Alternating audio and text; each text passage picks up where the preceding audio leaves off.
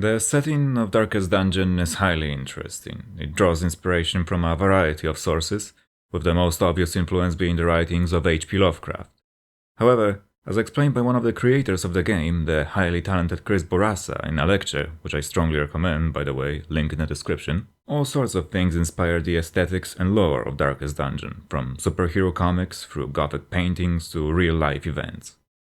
However, in all likelihood, it was highly intentional. The folk at Red Hook are no amateurs, and the game's chronologically inconsistent world makes for a magnificent spectacle. And we yearn to experience more of it, just to see what's out there, which is also why I'm highly excited for the sequel. Not to mention, it adds to the game's theme of time distortion, a subject for another video. Without any further ado, let's delve into why exactly is the setting of Darkest Dungeon such a beautiful, nightmarish mess. The game's introduction is highly gothic in its presentation and tones. It's a classic Lovecraftian tale of an upper-class man who unleashed evil. We see the ancestor, a man roughly dressed like an 18th century noble, which is appropriate. However, when the game starts, the first thing we see are our two starting heroes, Reynauld and Dismas. When taking a look at the former, things start to get complicated. Reynauld is clearly a medieval knight in this 18th century tale. However, to add more to the confusion, Reynauld is also a crusader.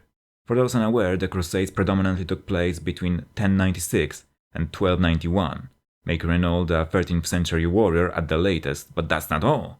Good old Reynauld is based on the historical character of one Renaud de Chatillon, a 12th century crusader knight.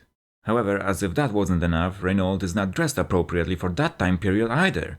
In fact, he wears what appears to be a 15th century heavy plate armor. But fine, some conflicts often referred to as crusades took place after the 13th century, and the same terminology was often applied well into the 1500s. However, the second starting character, Dismas, carries a 16th century flintlock, which is fine, these were in use for centuries after their invention. However, he also carries a 19th century dirk dagger. Things don't get much better once we arrive in the hamlet, which, for all intents and purposes, is a medieval village. Now the ancestor claims that he was the lord of this land. I was lord of this place before the crows and rats made it their domain. And he mentions the local constabulary, a position which, depending on the time period, can mean different things. However, in this particular case, the definition coined in 1837 seems to be the most accurate. But fine, lordship, even if only titular, survived well into modern times, for better and worse. But the ancestor also mentions that their land is remote and unneighbored, which begs the question, what sort of political system do we have here exactly? Was the ancestor a duke under a king? Was he an actual lord in the British system? Is this a medieval duchy that put all their points into technology tree and unlocked high-level equipment really fast? The local bandits have a massive cannon with them, which the ancestor calls a marvel of technology.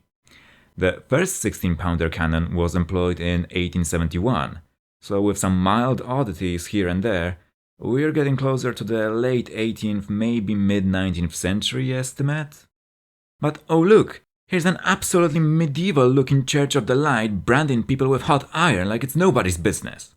And not only this church has its own crusaders, but Vestals and Flagellants as well. The Flagellant movement became popular in the 14th century and then kinda died down, but the Vestals? Now things get really complicated. Vestals were priestesses of the goddess Vesta in ancient Rome, a position that appeared around 8th century BC and then pretty much ceased to exist at the end of the 4th century AD. Then there's the fanatic who's exactly one reading of Malus Maleficarum away from being a 15th century witch hunter. We have Helion, whose overall design and historical name Boudica implies some sort of ancient Celtic culture. The Shieldbreaker's background mentions the Vizier, and even though some government officials in Islamic countries carry that title into the modern era, I highly doubt they just randomly kidnap belly dancers to be brought before them by carriage, so this again implies the medieval period. But then you have a Musketeer, a 17th century markswoman at the earliest, 19th at the latest. And let's not forget the poster girl for the series, the Plague Doctor, whose costume and methods were in place roughly between the 14th and the 18th centuries, although some historians claim that the Plague Doctors only appeared after the Black Death had already passed, closer to 17th century. The leper, whose real name is Baldwin, is based on a 12th century king, Baldwin of Jerusalem, who also suffered from leprosy. And the occultist... I swear to God, if I hear one more time that the occultist is wearing jeans, I will flip.